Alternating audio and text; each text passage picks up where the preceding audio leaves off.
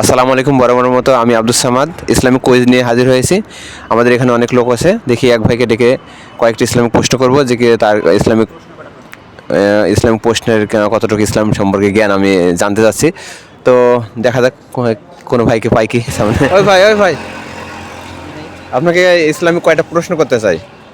জি আলহামদুলিল্লাহ করেন।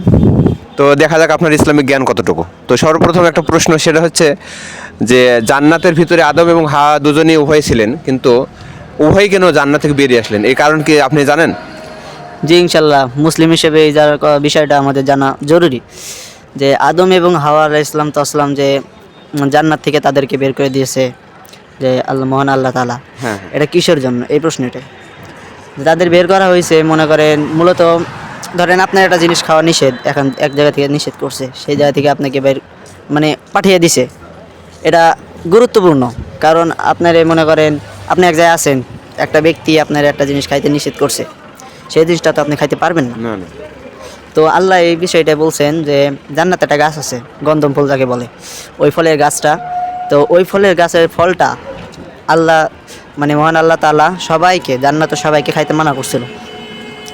নূহ আলাইহিস সালাম আদম আলাইহিস সালাম এবং হাওয়া আলাইহিস সালাম খাইছিল, যার কারণে হাওয়া আলাইহিস সালাম ঠিক আছে যে মনে করেন ওটা পুরা গিলে ফেলছিল।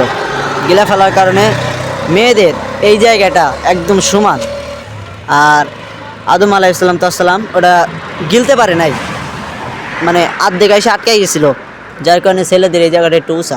আপনারও আছে।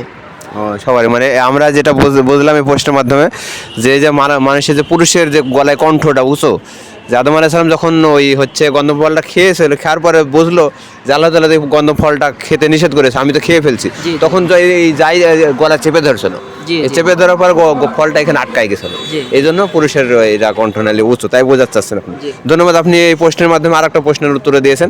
তো আমি আরেকটা প্রশ্ন করতে চাই, যে আরেকটা প্রশ্ন করতে চাই, সেটা হচ্ছে কোন নবী নৌকা বানিয়েছিলেন, এটা যদি আপনি পারতেন।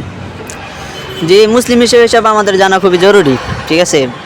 আমি চেষ্টা করবো আপনার সবকটা প্রশ্নের উত্তর দেওয়ার জন্য। তো কোন নবী নৌকা বানিয়েছিলেন?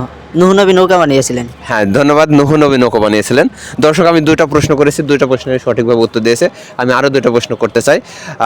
ভাই, হয়তো বা আপনি এত সুন্দর করে ইসলামিক প্রশ্নের উত্তর দিয়েছেন, আপনি কি মাদ্রাসায় লেখাপড়া করছেন?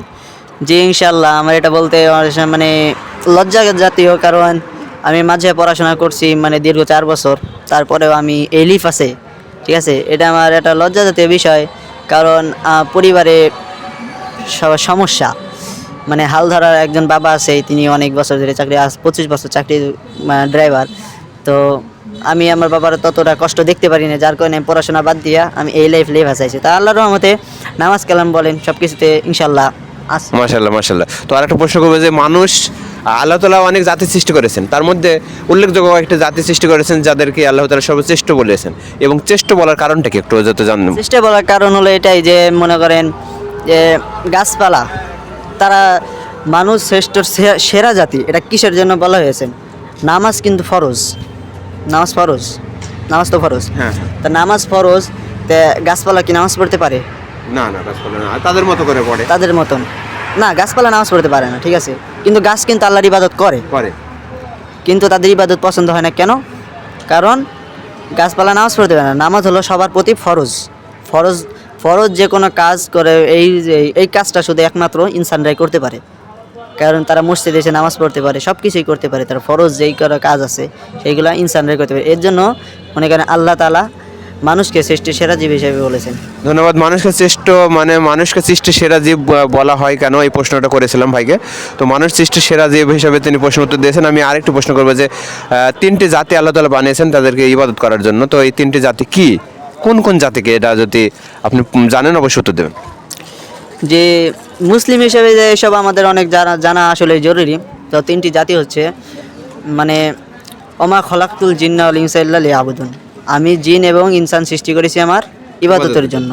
তবে আরেকটা আল্লাহ কোরআন শরীফে বলেছেন এই কথাটা, আর আরেকটা জাতি আছে সেটা হলো ফেরেশতা, সেটা বলে নাই। এখন কোরআন শরীফে যা আছে আমাদের তাই ধরতে হবে। ওমা খলাকতুল জিন্না ওয়াল ইনসা ইল্লা লিয়াবুদুন। মাশাল্লাহ, আমাদের ছোট ভাই পর পর 4টে প্রশ্ন করেছেন, 4টে প্রশ্নের উত্তর দিয়েছেন সুন্দরভাবে। তো ভাইয়ের জন্য অসংখ্য ধন্যবাদ এবং আমাদের পক্ষ থেকে ভাইকে আমরা সাধুবাদ জানাচ্ছি। এবং ইসলামিক প্রশ্ন, ইসলামিক জ্ঞান সকলেই জানা প্রয়োজন। আমরা সকলে ইসলামিক বিষয়গুলো জানার জন্য চেষ্টা করব। আমাদের সাথে থাকার জন্য সকলকে ধন্যবাদ।